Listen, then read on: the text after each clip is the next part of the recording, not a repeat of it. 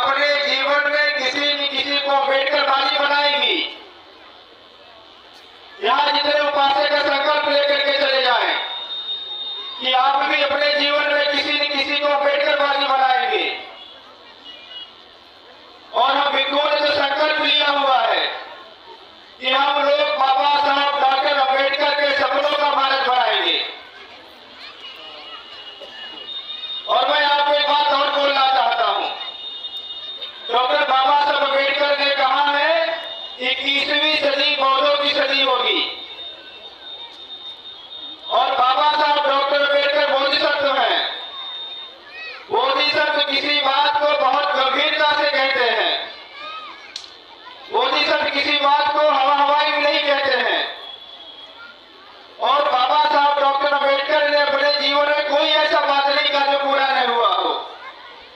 अगर बाबा साहब ने कहा 21वीं सदी पौधों की सदी होगी तो आप निश्चित तौर पे मान लीजिए 21वीं सदी पौधों की सदी होनी ही है। और अगर पौधों की सदी आप बाबा साहब को मानते हैं तो आपको एक काम करना पड़ेगा, आपको संकल्प लेना पड़ेगा। हम भिक्षुओं ने एक संकल्प लिया हुआ है और विशेषकर तो मेरा बहुत बड़ा संकल्प होता है और जो हम संकल्प लेते हैं उसको पूरा भी करते हैं। संकल्प यह है कि हम जब चाहेंगे तब मरेंगे और अगर हम नहीं चाहेंगे तो नहीं मरेंगे। आप लोग भी तब चाहेंगे जब चाहेंगे तब मरेंगे और नहीं चाहेंगे तो आप भी नहीं मर सकते हैं। और हमने संकल्प लिया है हम तभी मरेंगे जब यह देश बौद्धमय होगा। अगर यह देश बौद्धमय नहीं होता है तो मुझे मरना ही नहीं है। आप लोग भी संकल्प ले लीजिए कि आप भी तब मरेंगे जब यह देश बौद्धमय हो जाता है। जब तक यह देश बौद्धमय नहीं होता तो आप भी नहीं मरेंगे। इसी संकल्प को लेकर के जाना है। यहाँ जितने भी लोग हैं मैं आप सबके प्रति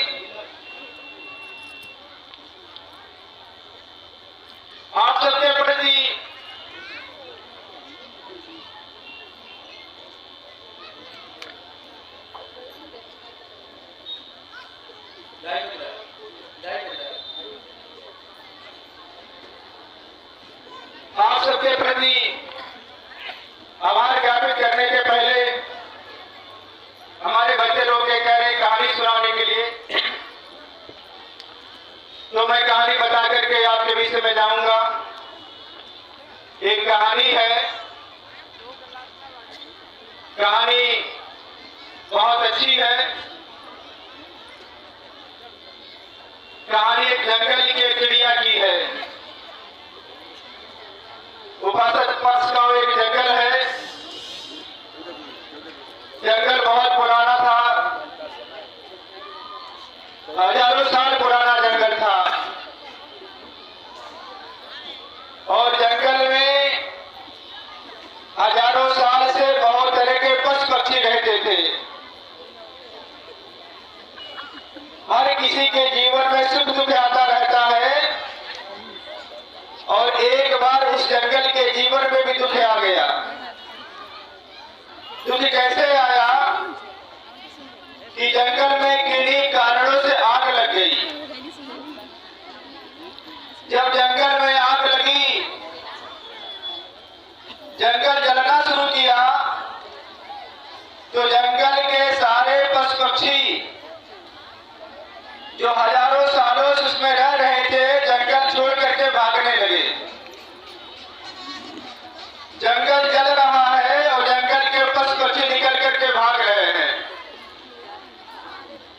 जब जंगल के पशु पक्षी निकल करके भाग रहे हैं तो एक छोटी सी चिड़िया सबको आवाज लगाती है, कहती रुको भाइयों, रुको बहनों, ये जंगल बहुत दिनों तक हमारा साथ दिया है। जब भी हमें धूप लगती थी जंगल हमें धूप से बचाता था। जब भी हमें ठंडी लगती थी हमें ठंड से बचाता था। जब भी हमें बरसात लगता था बरसात से बचाता था। और जब भी हमें भूख लगती थी तो जंगल हमें फल दे करके हमारी भूख शांत करता था।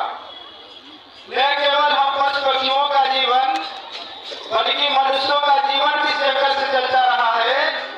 मनुष्य लोग भी इस जंगल का फल खा करके बेच करके अपनी जीविका चलाते रहे हैं। न केवल फल फूल खा करके इसकी जीविका चलाते रहे हैं, बल्कि जंगल की लकड़ियां बेच करके, जंगल की लकड़ियों से घर बना करके अपना जीवन चलाते रहे हैं। कहा ये जंगल हजारों सालों से हमारा साथ देता आ रहा है, और जब आज जंगल पे संकट आया है तो हमें जंगल का साथ देना चाहिए। चिड़िया जोर जोर से बोल रही है, लेकिन चिड़िया की कोई आवाज नहीं सुन रहा है। सारे सारे लोग भागते जा रहे हैं। चिड़िया बहुत दुखी होती है, लेकिन चिड़िया बहुत एहसान मानने वाली थी, चिड़िया बहुत उपकार मानने वाली थी, चिड़िया बहुत कृतज्ञ थी।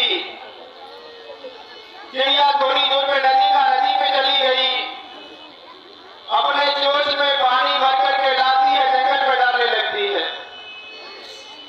पुनः चिड़िया जंगल से नदी जाती है, नदी से पानी ला करके उसमें डालती है, ऐसे बार बार करती है, जंगल से नदी, नदी से जंगल। एक बार क्या होता है कि जंगल की लपट बहुत ऊपर उठती है। जैसे जंगल की लपट ऊपर उठी, चिड़िया उसके चपेट में आ जाती है। चिड़िया का पंख झुलस जाता है, चिड़िया जमीन पे गिर पड़ती है। जब चिड़िया जमीन पे गिरती है तो चिड़िया को बहुत दर्द होता है, वह दर्द के मारे कराहने लगती है। जब चिड़िया छटपटा रही है, करा रही है, तो जंगल का एक बंदर आकर के उसका मजाक उड़ाता है। कहता है, रे चिड़िया, क्या तुझे पता नहीं था कि तेरे एक बूंद पानी से जंगल की आग नहीं बुझेगी? चिड़िया को कहता है, ये जानते हुए तुम्हारा एक बूंद पानी कोई काम नहीं आएगा। देखो क्या तुम्हारा हो गया, देखो जीवन बर्बाद कर लिया ना, तबाह कर लिया ना। इस प्रकार बंदर उसका मजाक उड़ाता है। चिड़िया बंदर की बात सुन करके बहुत गुस्से में आकर के बंदर को जवाब देती है। वो जवाब आपको सुनना चाहिए, ध्यान से सुनना चाहिए। चिड़िया कहती है, हे रे बंदर, तू मेरी एक बात समझ और मेरी बात को ध्यान से सुन। ये मान ले कि जंगल हमेशा जलता नहीं रहेगा। आज नहीं तो कल इस जंगल की आग जरूर बुझेगी। कोई न कोई मसीहा आएगा और जंगल की आग बुझा करके जाएगा। आज जंगल पे दुख आया है तो कल जंगल पे सुख भी आएगा। एक बात को याद रखना, ये जंगल हजारों सालों से हमारी रक्षा कर रहा है, ये जंगल हजारों सालों से हमारी सुरक्षा कर रहा है। और आज जब जंगल पे संकट आया है तो तुम और तुम्हारे जैसे लोग जंगल को जलता हुआ छोड़ करके भाग रहे हैं।